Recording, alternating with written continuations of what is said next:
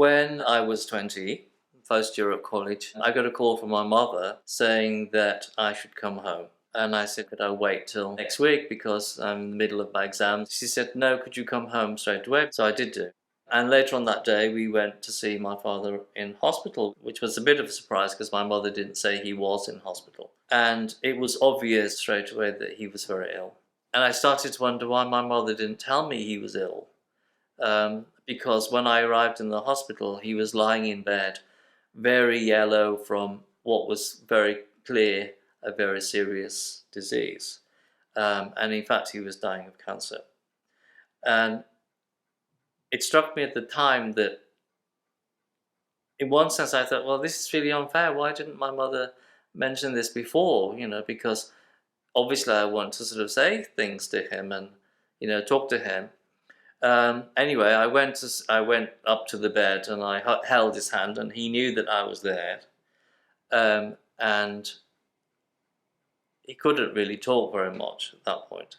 So anyway, we went home in the evening, and I felt a little bit uneasy because I didn't really know what to say. But my mother didn't really say just how ill he was, and he died the next day.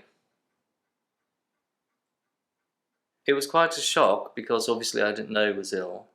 And I did eventually ask my mother why she didn't tell me.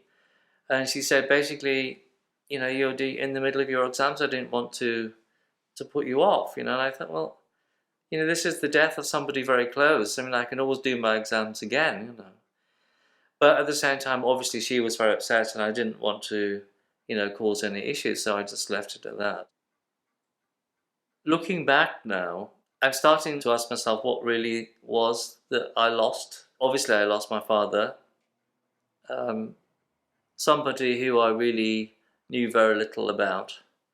We weren't really that sort of good at talking about things, but I was still at college, I was still forming myself.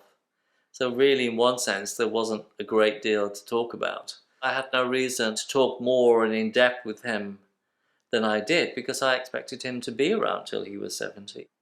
It would be the right thing to say that I really miss him and that I want him to say that he loved me and all of those things. And actually, I don't miss him because I don't miss him per se.